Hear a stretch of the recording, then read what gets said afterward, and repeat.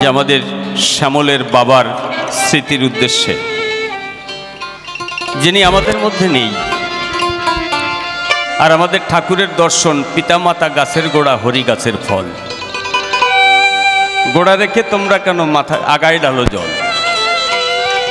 অর্থাৎ পিতামাতা জ্যান্ত ভগবান, সেই জীবিত ভগবানকে আমরা ভালো না বেসে, সেবা যত্ন না করে আমরা কত মাটির মূর্তি দিয়ে মা বাবা তৈরি করে পুজো করি। নিজের মা বাবা খেলো কিনা,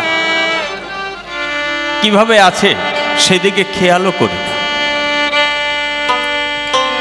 অনেকে তো আছে চাকরি বাকরি পেয়ে শহরে চলে যায়, ফ্ল্যাট কেনে, বাড়ি কেনে, গাড়ি কেনে, সেখানে কুকুর বিড়ালের থাকার জায়গা থাকে, কিন্তু মা বাবার থাকার জায়গা থাকে না। আবার তারা বড় বড় পুজো করে, বড় বড় গুরু ধরে সেই গুরুর চরণ ধোয়া জল খায়। এরকম করলে কোনোদিন সমাজের মঙ্গল হতে পারে না, দেশের মঙ্গল হতে পারে না, জগতের মঙ্গল হতে পারে না। হরিচাঁদ ঠাকুর বলছেন, তোমার কোনো ভগবানের পূজা করা লাগবে না, ওই জ্যান্ত ভগবান তোমার ঘরে বসে আছে, আগে তাদের সেবা যত্ন করো। আজ পর্যন্ত পৃথিবীতে কেউ বলে নাই, বলেছেন এরকম করে। দ্বাদশজ্ঞা দেখবেন, সেখানে কি বলছেন, পিতা মাতাকে ভক্তি করো, আমাকে ভক্তি করো, তা বলেন। এক অমূল্য দর্শন, যেখানে সংসারকে অসার বলা হচ্ছে। সংসারী মানুষরা বদ্ধ জীব, তাদের দ্বারায় পরিশুদ্ধ ধর্মীয় দর্শন বোঝা সম্ভব না। কিন্তু ঠাকুর বললেন, গৃহেতে থাকিয়া যার হয় ভাবুদয়, সেই সে পরম সাধু জানিবে নিশ্চয়। কারণ গৃহ বন্ধনও হতে পারে না, গৃহ কোনোদিন অসার হতে পারে না, কারণ সেই গৃহে বাবা মা বসবাস করে। আর বাবা মা যে ঘরে বসবাস করে তা কোনোদিন বন্ধন হতে পারে।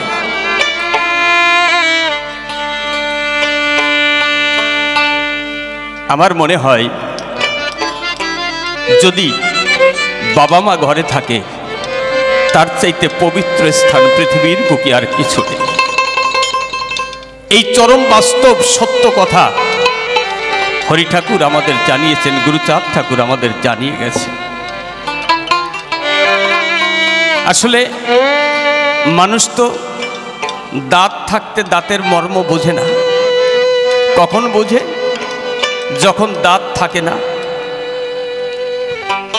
আগে গোটা শক্ত সুপারি চিবিয়ে খেত, আর এখন ভাত চিবিয়েও খেতে পারে না। জল গালে দিলে দাঁতের গোড়া যন্ত্রণা করে, তখন বুঝতে পারে। আমরা আসলে স্বল্পজ্ঞানী মূর্খ মানুষ। পিতামাতা যে কি সম্পদ! সত্যি সত্যি প্রতিটা সন্তান যদি বাবা মা জীবিত থাকতে বুঝতে পারত, আর বাবা মাকে যদি সারা জীবন ধরে যত্ন করতে পারত, সেবা করতে পারত, প্রতিটা সংসার সুখের সম্পদ পরিণত হতো।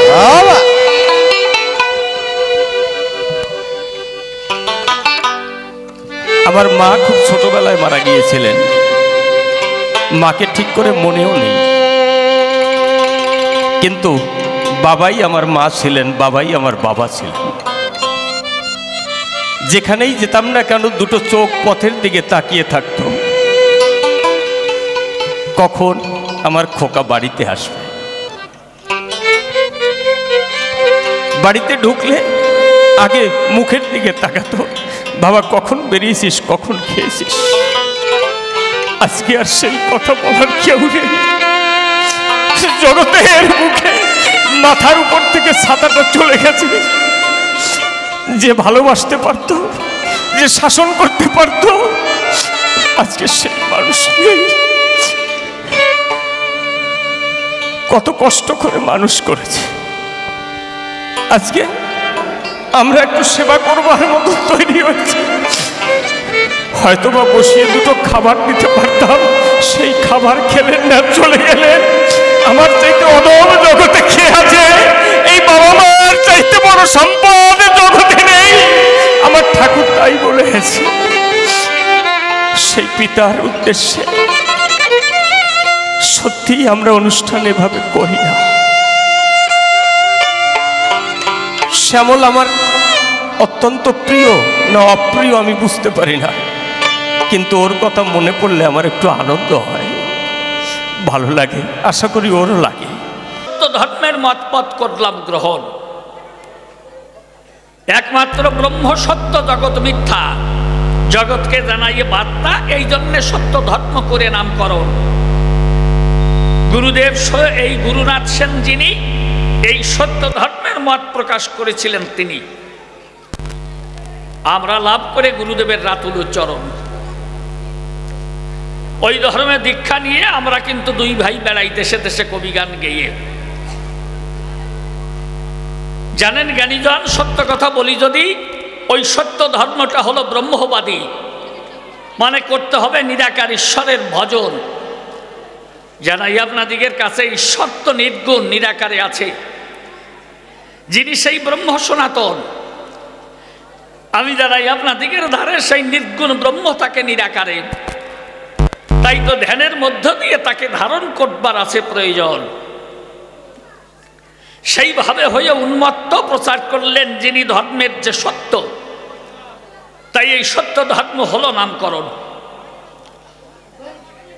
ওই গুরুনাথ সেনকে গুরু করে খুঁড়িয়ে বলি আপনাদিগের গোচরে, গুরুদেবের দেওয়া মতকে পোষণ করে আমরা করি ভজন ও সাধন।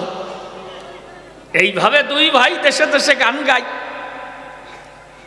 এই মত করি প্রচারণ। বেশটা একটু বেশি হয়ে গেছে বোধ হয়, একটু কমিয়ে দাও। হ্যালো হ্যালো, ওই যে হামবিং হচ্ছে, হ্যাঁ হ্যালো হ্যালো চেক। তাহলে খুলে বলি আপনাদিগের ধার, বেদের ব্রহ্ম কিন্তু নিরাকার। আমি জানাই আপনাদিগের ধার আছেন যত জন, খুলে বলি আপনাদিগের কাছে, এই সনাতন ধর্মটা কিন্তু বেদমুখী, এই বেদের সত্যের উপরে দাঁড়িয়ে আছে। দেখেছেন, এই নির্গুণ নিরাকার সেই ব্রহ্ম সনাতন। জানাই আপনাদিগের কাছে, এই সনাতন ধর্মটা এর ভিত বা স্তম্ভ ওই বেদের উপর হয়েছে স্থাপন। এই জন্যে ওই মতকে বিশ্বাস করে খুলে বলে আপনাদিগের গোচরে আমরা দু ভাই একত্তরে দীক্ষা প্রাপ্ত হলাম। তখন আপনারা আমার কথা নেন, গুরুদেব কিন্তু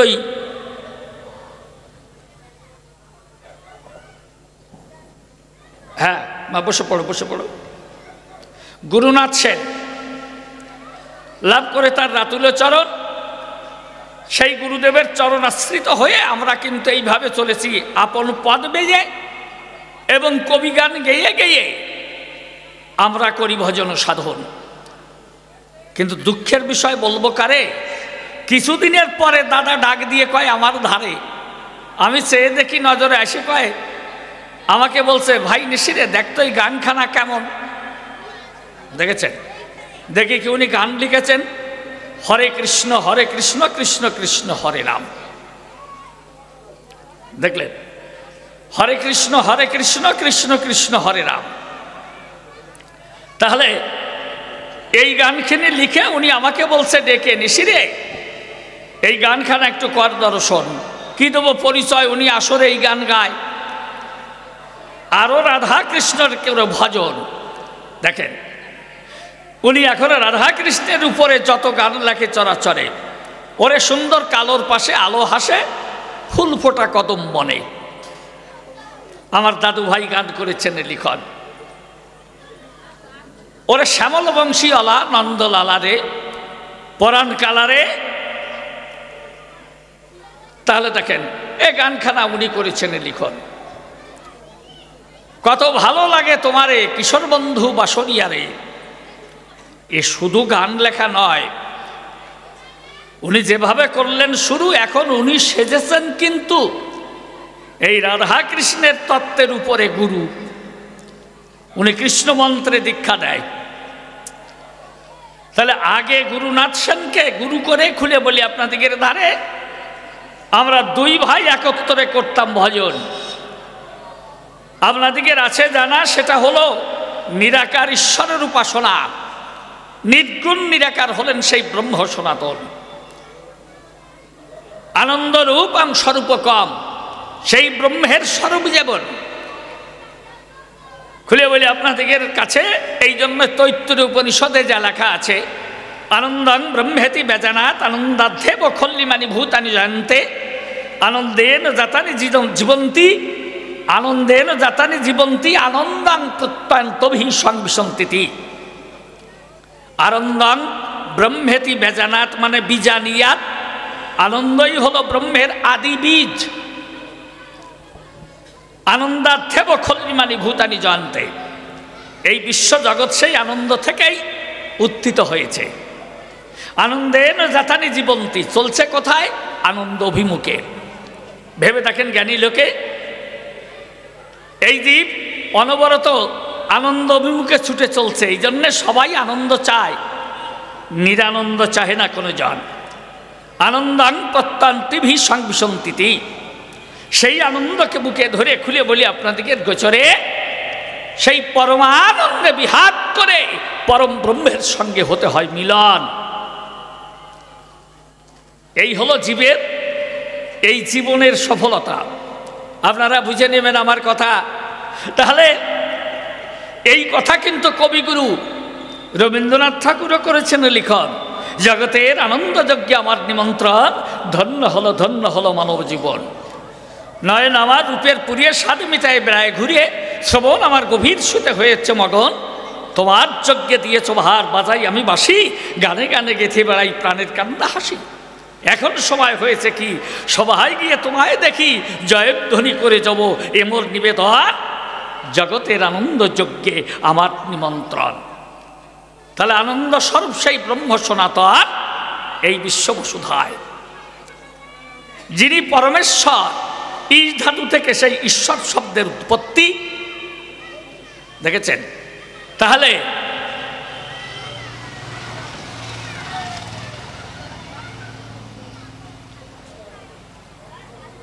সেই ঈশ্বর বলে যারে, খুলে বলি আপনাদের গোচরে, ইশ ধাতু থেকে ঈশ্বর শব্দের উৎপত্তি হয়। সেই আনন্দময় সত্তা যিনি, এই ব্রহ্মানন্দ দিতে তিনি নিজের আনন্দে নিজে বিভোর হয়ে এই বিশ্বজগৎ সৃষ্টি করলেন এ সময়। তাই যিনি ব্রহ্ম, তা হতে এলো ব্রহ্মাণ্ড। দেখেন কি অদ্ভুত কাণ্ড। ওরে বাবা, এখানে কি আমা, ওইভাবে বাচ্চাদের খাবার দিয়ে যদি এইভাবে গন্ডগোলের করেন আয়োজন, চরণ ধরে করিমানা, এই কোনায় এই গন্ডগোল, অবশ্যই কোনার গন্ডগোলটা জীবনে কোনোদিন থামলো না। যেখানেই হবে এই কোনো কিছুর আয়োজন, দেখবেন যে কোনার গন্ডগোল আছেই আছে। খুলে বলি আপনাদের কাছে, আরও একদল থাকে তার পাশে, মানে ওইখান থেকে আর কি আরম্ভ করে ওই কয়জন। হ্যাঁ, এই জন্য আমি আপনাদের কাছে জানাই, মানে এরা ওইখানে বসে ওই পাশের ছেলে মেয়েদের হাতে ওইভাবে খাবার দেবেন না, একটু নীরবতা পালন করে বসুন, আমার প্রশ্নগুলো শোনেন। এরপরে আপনাদের কাঙ্ক্ষিত ধন অসীমবাবু দেবেন দর্শন, উনি এসে জবাব দেবেন। এই জন্যে আমি কয়েকখানা প্রশ্ন শুধু করব নিবেদন। তাহলে যে নির্গুণ ব্রহ্ম তাকে নিরাকারে, আপনারা ভেবে দেখেন জ্ঞানী নরে, আমরা সেই পথ ধরে করি সেই ঈশ্বরের সাধন ভজন। এই আনন্দময় জগতে খুলে বলি আপনাদের সাক্ষাতে, সেই আনন্দরূপম স্বরূপকম, সে পরব্রহ্ম বলে যারে, আমরা করি তার ভজন ও সাধন। এ কথা বলতে হয় অবশ্য। এই জন্যে যিনি আমাদের উপাস্য, সেই গুরুনাথ সেন মহাজন। তাহলে আমরা দুইজন একসঙ্গে দীক্ষা গ্রহণ করি, বলি আপনাদের কাছে প্রকাশ করি। তাহলে আমরা দেশে দেশে ভ্রমণ করি, এই কবিগান করি পরিবেশন। আমরা হই ভাই ভাই, একই পথের সন্ধান পেয়ে এইভাবে চলছি ধেয়ে, এতে কোনো সন্দেহ নাই। কিছুদিন পরে দেখি যে উনি এই কৃষ্ণ মন্ত্রের দীক্ষা দেওয়া শুরু করেছেন। রাধা কৃষ্ণ তত্ত্ব নিয়ে গান লেখেন, আসরে সেই গান করেন, আবার দলে দলে ওনার কাছে ছুটি আসে লোকজন, এই কৃষ্ণ মন্ত্রে দীক্ষা দেয়, লুটিয়ে পড়ে তখন ওই দাদার পায়। আমি দূর থেকে বসে বসে তাই করি দর্শন। দাদা এ তো বুঝলাম না, ভালো কথা। আমি চুপচাপ থাকি সর্বক্ষণ। জানাই আপনাদের কাছাকাছি এইভাবে তো দুই ভাই একসঙ্গেই আছি, এই কবি গান গাই সর্বক্ষণ।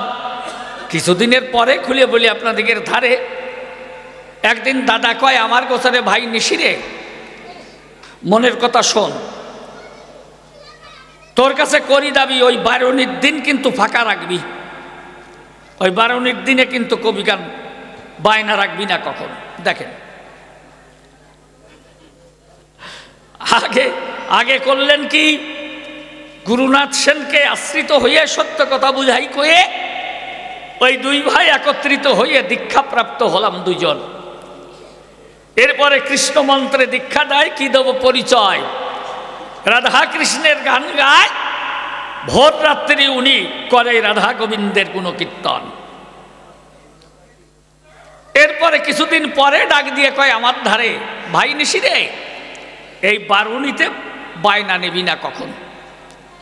দেখে মোটর দলে মিশে খুলে বলি আপনাদের পাশে, উনি হরিবল হরিবল করে শেষে উনি ওড়াকাদি যায়।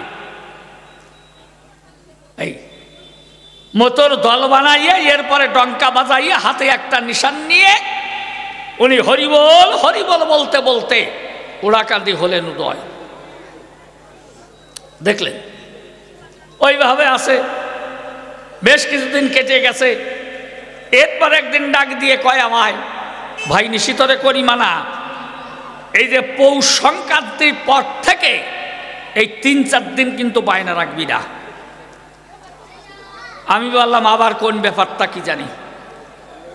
বললাম কেন, বলে যে কদমবাড়ি গণেশ পাগলের বায়না আছে। খুলে বলি তোর কাছে, ওইখানে না গেলেই হবে না। কেন না, গণেশ পাগলের ভক্ত হয়ে উনি তখন ওই কবি গান বাদ দিয়ে পৌষ সংক্রান্তির ভাব নিয়ে উনি ওই কদমবাড়ি গিয়ে হলো উদয়।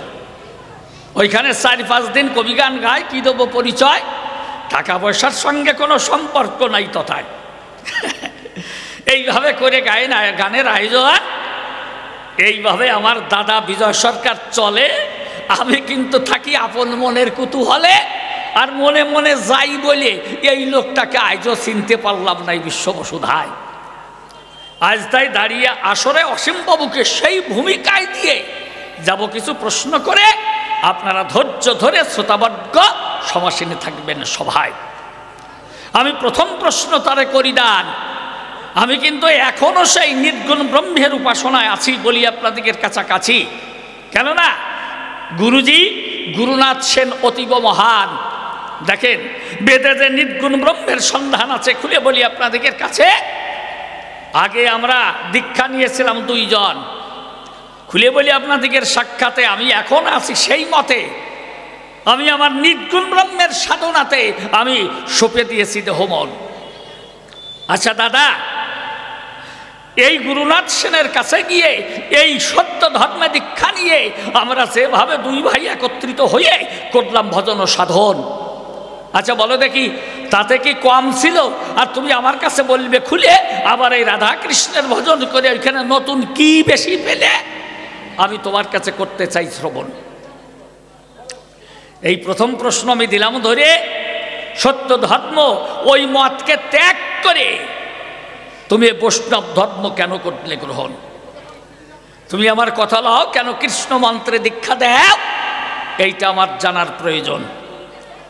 তো এইখানে বেশি কি আছে আমি জিজ্ঞেস করি তোমার কাছে। এখন করো তুমি রাধা গোবিন্দের ভজন।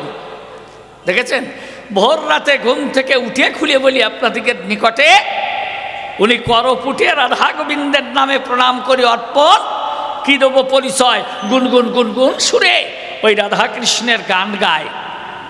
আর আমি বসে আমার বিছানায় আমি তাই করি ভজন। তাহলে দ্বিতীয় প্রশ্ন তোমার কাছে করি না, এই মন্ত্রে বা এই পদ্ধতিতে এমন কি বেশি আছে তাই তুমি খুলে বলবে আমার কাছে? এখন তুমি এই কৃষ্ণ মন্ত্রে দীক্ষা দাও কেন? আমি জানতে চাই এই সভা মাঝে তুমি এখন এই কৃষ্ণ মন্ত্রের গুরু সেজে এইভাবে সবাইকে করো দীক্ষা দান। বেশ ভালো কথা, ভালো আছো আছো। কিছুদিন পরে আবার ডাক দিয়ে কয় আমার ধারে নিশিরে শোন, করিমানা ওই বারণীর দিন কিন্তু কোনো বায়না রাখবি না। উনি ওড়াকাঁদি করলেন গমন। আচ্ছা দাদা, তুমি আমার কাছে বলো দেখি খুলে, তাহলে রাধা কৃষ্ণের তত্ত্ব ফেলে এই হরিচাঁদ ঠাকুরের কাছে এমন কি বেশি পেলে আমার একটু জানার প্রয়োজন। তুমি সত্য কথা আমার কাছে কও, আবার এই তত্ত্ব বাদ দিয়ে সত্য কথা বুঝাই কয়ে কেন তুমি বারে বারে মতুয়া হয়ে ওই ওড়াকাঁদি যাও? হাতে নিশানা ধরে এই ডঙ্কা বাজাইয়ে চরাচরে তুমি হরি বল বলে অধরে তুমি প্রণাম করো অর্পণ। দেখেন ভালো কথা। তা ওই মতবাদে আবার আর একটা জিনিস দেখি, দেখলেন ওই মতবাদে অনেককে দেখি একসঙ্গে ধ্বনি দেয় জয় বাবা হরিচাঁদ, জয় বাবা গুরুচাঁদ। হরিচাঁদকেও বাবা কয়, আবার গুরুচাঁদকেও বাবা কয়। দেখেছেন ওনাদের সম্পর্কটা কি? বাবার ছেলে, তাই তো বাবা? হ্যাঁ, হরিচাঁদের নিজের ছেলে গুরুচাঁদ যে জন, তাই যদি হয় তাহলে ভক্তগণ হরিচাঁদকেও বাবা কয়, আবার গুরুচাঁদকেও বাবা কয়। তাই বাপ বেটা একসঙ্গে বাবা হলো কি করে একটু বলো দেখি আমার সদন। একটা কথা মনে পড়ে গেছে, প্রবাদ, একটা লৌকিক প্রবাদ আছে, আমি জানতে চাই আমার দাদার কাছে। একজন বলছে, শোন রে দাদা ষষ্ঠী, তুই দাদা তোর বাবা দাদা, তোরা দাদার গোষ্ঠী। শোন রে দাদা ষষ্ঠী, তুই দাদা তোর বাবা দাদা, তোরা দাদার গোষ্ঠী। তা এ যে হয়ে গেল এইরকম, হরিচাঁদ ঠাকুরও বাবা, গুরুচাঁদ ঠাকুরও বাবা। এই যা হোক, হরিচাঁদ ঠাকুর পূর্ণ ব্রহ্ম ভগবান, এটা তারক গোসাই করেছেন প্রমাণ, হরিলীলামৃত করে লিখন। কিন্তু এই গুরুচাঁদ ঠাকুর কি করে বাবা হলো তুমি আমার কাছে একটু খুলে বলো। এই সমাজের প্রতি তার এমন কি অবদান ছিল আমার তাই একটু জানার প্রয়োজন। তুমি আমার কথা দিও, এইবার একটু ভালো করে বুঝাইয়ে দিও। এরপরে এই তৃতীয় প্রশ্ন করি জিজ্ঞাসা, এইবার চতুর্থ প্রশ্ন ধরে আমি জানতে চাই দাদার গোচরে। এরপরে আবার তুমি ওই সেই ওড়াকান্দি দিয়ে ছেড়িয়ে উনি কদম বাড়িতে দিল দর্শন, গিয়ে প্রণাম করলো গণেশ পাগলের পায়। হ্যাঁ বাবা গণেশ গণেশ গণেশ কয়ে জপ করছে হিয়ায়। এ ব্যাপারটা কেমন? পৌষ সংক্রান্তি এলে পরে উনি চলে যায় গণেশ পাগলের ধারে, গিয়ে তখন ওই যে কদমবাড়ি ভিটার পরে প্রণাম করে ওই বাবা গণেশের পায়। ওখানে 3 দিন হয় কবি গান। খুলে বলি সবার সন্নিধান, আমরাও করেছি অভিযান, এই কবি গান পরিবেশন করেছি তথায়। পরবর্তীতে এটা 6 দিনের 6 দিন কবি গান হলো, আপনাদের কাছে বলা ভালো। তা ওই সময় 3 দিন ছিল যখন পাগল বিজয় আর নিশি গান গায়। দেখেছেন রসিকবাবু এসে আর একদিন বাড়ায়, এই 4 দিন হলো। আর পরবর্তীতে আবার ছোট নিশির জন্য আরো 2 দিন বেড়ে গেল। এই 6 দিন পর্যন্ত কবি গান হলো ওই কদমবাড়ির আসরের গায়ে। যা হোক, আমার ওইখানে কোনো কথা না, আমি আপনাদের কাছে করি বর্ণনা। আমার দাদা পাগল বিজয় সরকার চেতনা আমি আগেই প্রণাম করে পাই। এইবার জিজ্ঞেস করি তার ধারে এখন সকল কিছু দিয়ে ছেড়ে তুমি এই কেন যাও ওই গণেশ পাগলের মেলায়? ভালো করে তুমি জবাব দাও, কেন ওইখানে গিয়ে এই 3 দিন পর্যন্ত কবিগান গাও? এই নিবেদন আমার রইল তোমার রাঙা পায়। হ্যাঁ বাবাজিরা, এইবার চলে আসো। এইবার ছোট্ট একখানা গান গেয়ে আমার মতো যাবো আমি বিদায় নিয়ে। তারপরে অসীমবাবু উপনীত হয়ে জবাব দিয়ে বুঝাবেন সবাই। খুলে বলি আপনাদেরকে, আসছে বাবা আসছে। হ্যাঁ, যারা নিচে দাঁড়িয়ে আছেন তাদের কাছে নিবেদন, দয়া করে তারা এসে উপরে এই আসরে নেন আসন। এই ভিতরে যে অনেক জায়গা আছে, আপনারা এখান দিয়ে বসে পড়েন। গান কিন্তু অসীমবাবু জবাব দিয়ে যাবেন, এরপরে আবার আরও সরকার আছে, আমি আগেই জানিয়ে যাই আপনাদিগের কাছে। এরপরে বাবাজি উত্তম করবে আগমন, এরপরে আছে বাবাজি উত্তম সরকার, তিনিও আসবেন আপনাদিগের ধার। এই কবিগান এই আসরে করবেন পরিবেশন। দাঁড়িয়ে সবার ঠাই আমার মতো এবার আমি বিদায় নিয়ে যাই, ছোট্টখানা গান গাই, আপনারা বসে বসে করবেন শ্রবণ।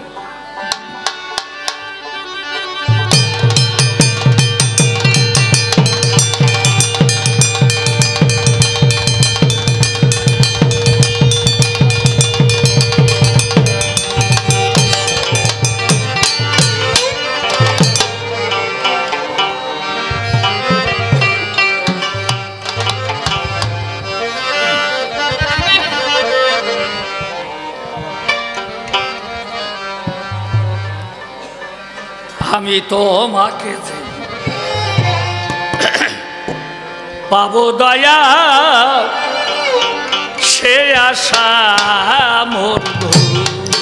আমি তোমাকে যে পাবো দয়া, সে আশা মোর ভুল। আমি তোমাকে যে পাবো দয়া, সে আশা মোর ভুল।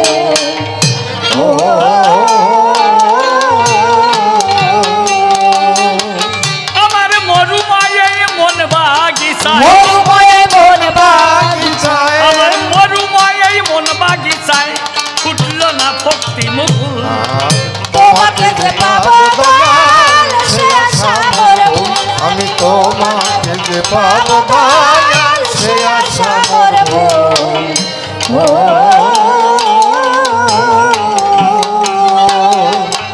মুখে আমার ফার্মের বলি, কর্মের বেলায় ফাঁক। বাসিরে মোর জাসির যেমন, ভিতরে ভেতরে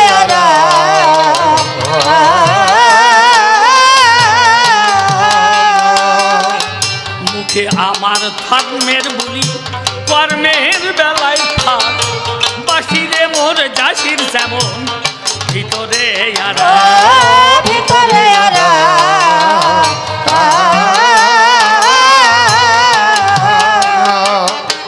আমার মন মুখে রই ভীষণ ফারাক, মন মুখে রই ভীষণ ফারাক। জাগ জমকে রই মশগুল, তোমাকে যে পাবো দয়া, সে আশা মোর ভুল। আমি তোমাকে যে পাবো দয়া, সে আশা মোর ভুল।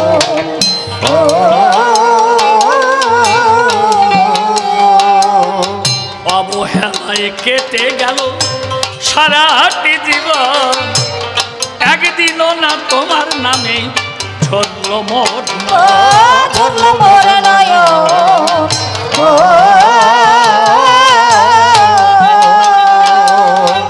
অবহেলায় কেটে গেল সারাটি জীবন, একদিনও না তোমার নামে ঝরল মোর ধরল মোর নয়ন।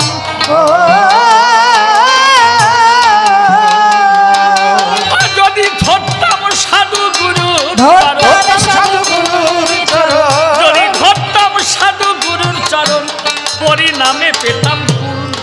তোমাকে যে পাবো দয়া, সে আশা মোর ভুল। আমি তোমাকে যে পাবো দয়া, সে আশা মোর ভুল। আধম নিশি বলে করলাম শুধু অপরাধ জমা, তুমি নাকি পরম দয়াল, দয়ার নাই সীমা। দয়ার নাই সীমা।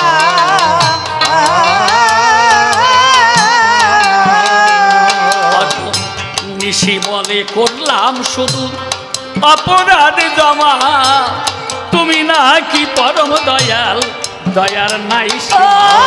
দয়ার নাই সীমা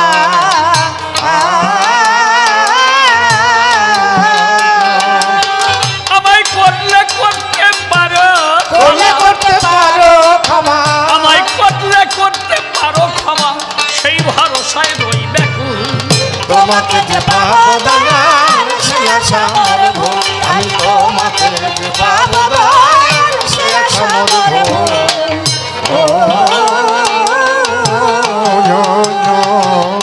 আর নিশিকান্ত সরকার আমি দিলাম পরিচয়, প্রতিপক্ষ কবি যাজন দেব পরিচয়। পাগল বিজয় এই বাংলার জানেন সর্বজন, আগেই তার চরণে প্রণাম করি যে অর্পণ। আমরা ভাই ভাই কবি গান গাই দেশে দেশে ঘুরে, দীক্ষাপ্রাপ্ত হয়েছিলাম গুরুনাথ সেনের ধারে। সত্য ধর্মে দীক্ষা নিয়ে আসিলাম দুইজন, নির্গুণ নিরাকার ব্রহ্মের করি যে ভজন। কিছুদিন কেটে গেল সবার আছে জানা, পাগল বিজয় চেতন তার মন তো বসল না। এইভাবে ছেড়ে দিয়ে তখন অন্য পথে যায়, রাধা কৃষ্ণের যুগল ভজন আনলো দুনিয়ায়। নিজে তখন গুরু হয়ে দীক্ষা দান করে, রাধা কৃষ্ণের তত্ত্ব বুঝায় সকল ভক্তের ধারে। কিছুদিন পরে পরে যখন গত হয়ে যায়, একদিনে ডাক দিয়ে তখন আমারে জানায়, শোন ভাই নিশি আমি তোর কাছে করি দাবি, এইবার ওড়া কাঁদি বারণিতে যাবি। বারণিতে বায়না নিবি না করে দিলাম মানা, আমি তো বসে কথাই রে হয়েছি তালকানা। এই যে এক এক ভাব গ্রহণ করে আর কিছুদিন পরে পরে তাই ছাড়ে। প্রথম যেটা গ্রহণ করো সেইটাই এমন কি অভাব যে তুমি নতুন করে আবার আর একটা ধরো। ও দাদা, এরপরে তুমি ওলাকান্দি দিলে দর্শন, এই হরিচাঁদ ঠাকুরের বন্দনায় চরণ। হরিচাঁদ গুরুচাঁদ বলে চোখের জলে ভাসে, তাই তো সন্দিগ্ধ হয়ে জানাবো তার পাশে। কিছুদিন দেশে দেশে এইভাবে আমরা করি কবি গান, ভাই ভাই ভাবি কিন্তু সমান ও সমান। আবার কিছুদিনের পরে আমার কাছে কয়, পৌষ সংক্রান্তিতে ভাই হইব উদয়, গণেশ পাগলের মেলায় যাব গাইব কবি গান। এইভাবে আমার কাছে এবার করলো আদেশ দান। এমন কি কমতি ছিল বলো আমার ধারে, ওড়াকাঁদি গিয়ে তুমি কি পাওনি চরাচরে।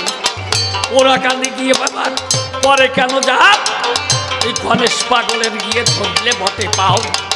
তবে আরো বেশি কথাই আমি বলবো না, ভালোভাবে সবার কাছে করবে আলোচনা। কয়েকখানা প্রশ্নই আমি করলাম নিবেদন, তুমি এসে সবার পাশে জবাব করি হক। তবে আর বেশি বলে দরকার নাই, আমার মতো আমি এখন ছেড়ে দিয়ে যাই। সভাতে আছেন যত সভাসদ জন, একে একে প্রণমিব সকলের চরণ। সকলে এই আশীর্বাদ করিবেন আমারে, যেদিন যেন ভাসতে পারি কবির সাগরে। সভাতে আছেন যত মাতৃজাতি, আপনাদের চরণে হই যে প্রণতি। যাক চলে বেশি বলে দরকার নাই, তবে আমার মতো আমি এখন ছেড়ে দিয়ে যাই। তারপরে দেখি সেদিন কোন কথা কয়, ওর পরে পরে বসিয়া সবাই। এই পর্যন্ত আমার কথা শান্ত হয়ে গেল। প্রেমানন্দে ভক্তবৃন্দে হরি হরি বল।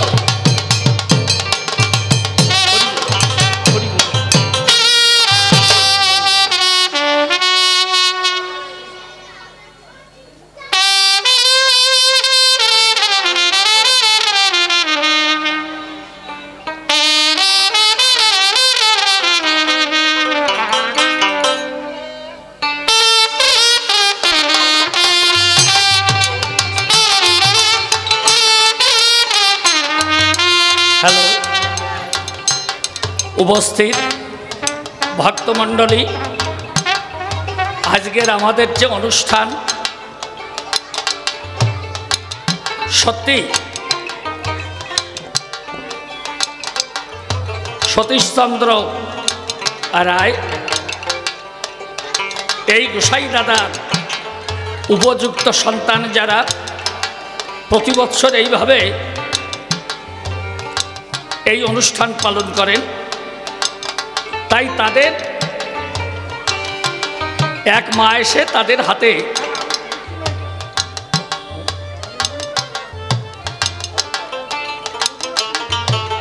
তাদের সহযোগী হয়ে তিনি এই 500 টাকা ধরে দিয়েছেন।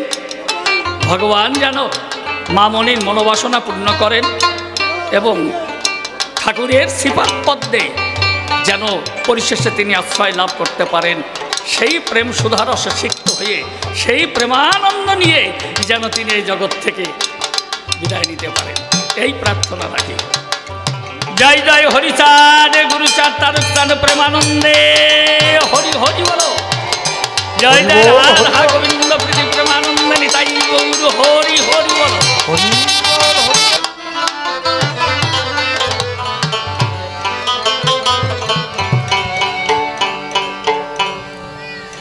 ওরে বেলা গেল খেলা ছেড়ে দেশে ফিরে চলো রে।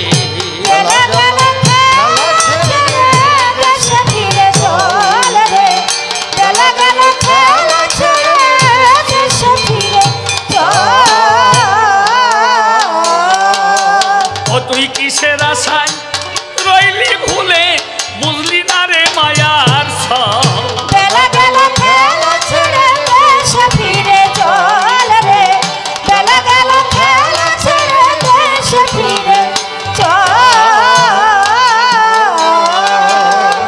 যার কৃপাতে মানব জনম পেলি জগতে, তারে ভুলে দল বেঁধেছি ছয় চোরার সাথে।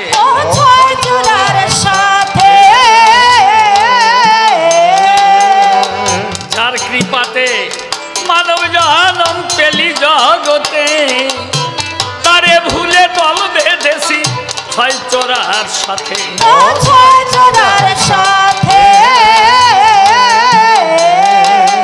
এখন কিছু নাই তো হাতে পাতে, সব গিয়েছে রসাত।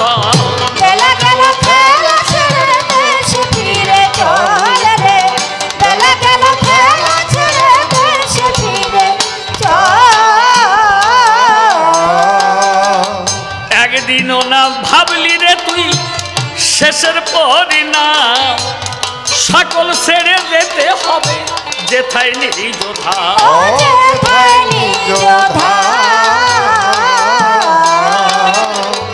একদিনও না ভাবলি রে তুই শেষের পরিণাম, সকল ছেড়ে যেতে হবে যেথায় নির্যোধা।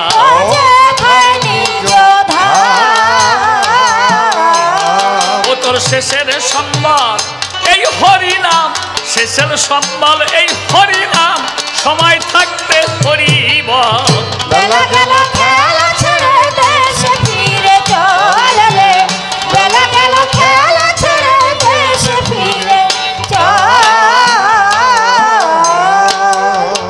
যার মানুষ তার কাছে এবার যেতে হবে ফিরে, পরার দিয়ে বাসিস ভালো মনের মানুষ ফিরে।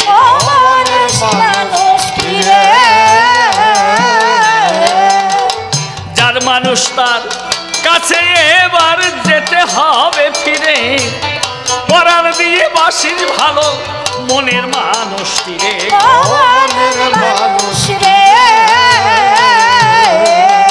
অধম নিশি কয় দুই আখি নেই রে, নিশি কয় দুই আখি নেই রে, ধোয়াস তার চরণ যুগ।